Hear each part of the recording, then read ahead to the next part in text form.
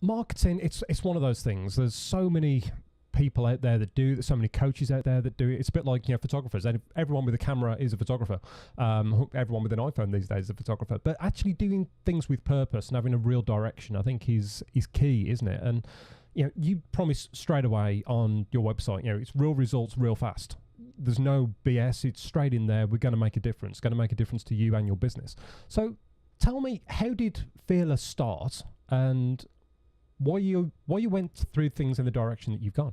The Fearless story is kind of in two parts. So part one of the journey was I actually ran a marketing agency for 12 years before I became a coach. And about a year or so before sort of the end of those 12 years, I had a really negative experience with a client. And that was the start of my sort of transformational journey. So I showed up to a networking meeting, and I used to feel like I put everything into my work. I got great results for my clients, built them the best websites and did the branding, made it super, as proud as we could be of their branding, took ownership of that. And I went to a networking meeting, and one of my clients came bounding up to me, like really happy little puppy dog. And he goes, Robin, these two guys I want to introduce you to, and one of them actually I'd been sort of trying to court for ages to become a potential client.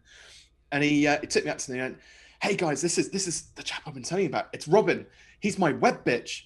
And I was like, oh God, it's like a dagger through the heart, because I really felt passionate about what I did and, thought I was making a difference, but yet that's what people's perception of me was, or this guy's perception of me was. So I immediately went back and reflected on that. I actually ended up firing him, and he was like, no, it's kind of a joke. I didn't mean it I meant it in an endearing way. I was like, yeah, but many a truth said in jest. It made me feel really bad. And I know you didn't intentionally mean to do it, but things were a bit rocky anyway. But I started to look at how service client businesses, were treated by their clients, and all of the perceptions around how to run a business. And I realized for ages, we were servants to our 120 clients. And that didn't make me feel good. I wanted to be more of a part of my clients' businesses, and to be not looked down on as I wanted it to be more of an equal partnership. I wanted there to be some respect in there. So that was the start of my sort of personal development journey. I wrote the first book, Online Business Startup, to start to sort of transform and change people's perceptions about, freelancers and service client businesses and how they should behave and how they should put themselves out there. I started off the back of that, started to get a lot of more sort of speaking engagements and by invitations along to networking meetings and more consulting work rather than done for you type, web design work. And I remember going to a speaking gig, and I'd started to do much more sort of coaching and consulting now, and went to a speaking gig. And originally it was Robin Waite Business Coach. Mm-hmm. So we're now into part two now, where I'd actually made that transition. Stood up and was talking, and I said, listen, one of the areas that most people just, they get it wrong in business is they take it far too seriously. And actually, if you fear the things in business ever so slightly less that stop you from getting to your goals, standing up and speaking in front of a room full of people, you shouldn't be afraid of doing a 60-second pitch, because think of the upside. If you smash it out the park, you get clients. If you do a bad job, people just forget about you.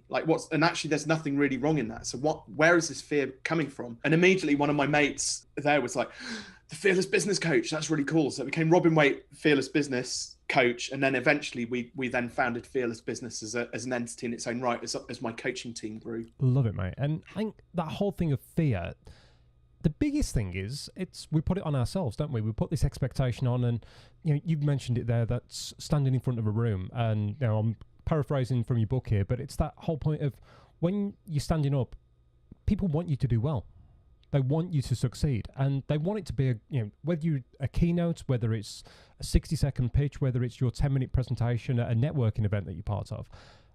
Your fellow people in the room want to see what you do, want to get excited for you, and you haven't got people there trying to trip you up. So it's understanding that and embracing that, people are there for me, and realizing that it's a good thing. And you've got that opportunity to really show what you do. But so often we put these pressures and judgments on ourselves, really. And whether it's that inferiority complex, or not feeling like you should be there, not worth or anything else, we need to stop pre-qualifying ourselves, don't we? And let our audience do it for us. Well, the thing is that what most people don't realize is that there's always three things going on, especially where fear is involved. So you have your feelings, baseline feelings. So when you're put into a new environment, new situation, how you feel, your gut reaction to that is the first that's what triggers things. Those feelings then bubble up into your brain. And that's where we move into the thinking space. And we start to try, as human beings, we try and put a label on those feelings. We put them into a specific bucket. And the third part of it is then when we finally know a truth, what's the reality outside of ourselves?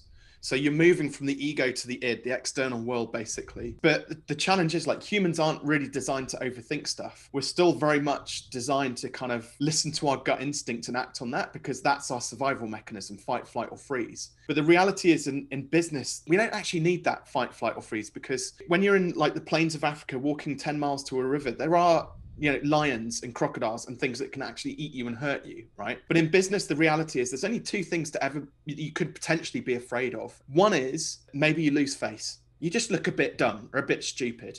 And actually the reality is you feel like a bit of an idiot for a while, and then you get over yourself and then you move on, okay?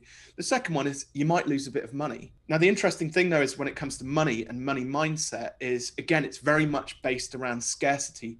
We worry more about what we don't have or losing what we've got than celebrating when we do create abundance in our lives, for example. So that scarcity sort of mindset around business and losing money, most business owners, actually, when you think about it, they're on this journey where they're looking for more. They want, like, business is all about growth and growth mindset and making more money in order to then be able to reinvest it and grow more. Most business owners, they don't have like an abundance of money running through their businesses. I didn't know if you know, but the average, small business owner is earning less than the average minimum wage. Yeah, years ago, when I thought business was going great, and I've been in as a wedding photographer for, I don't know, 8 years or something, and I was like, oh, this is brilliant. This is absolutely great. I've never worked a day in my life, living the dream.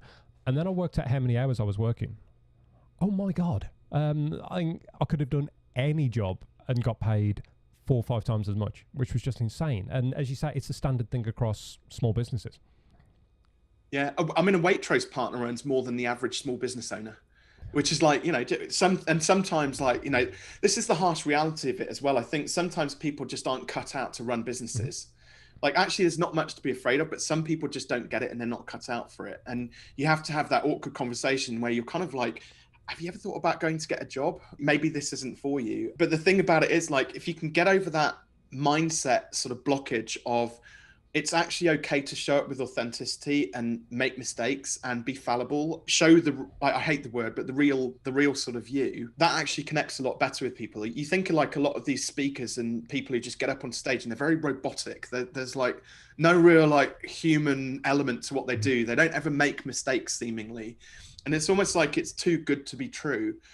Really what people buy into is that human to human contact, that relationship with somebody. And in order to get there, you've got to be like not afraid to fail and not afraid to get things wrong. Because if everything was going right, you kind of would then like convince yourself that it's me. It's because I'm influencing, making all of those things go right. The moment something goes wrong, though, it's then somebody else's fault. Yeah, absolutely. And it's taking ownership, isn't it? And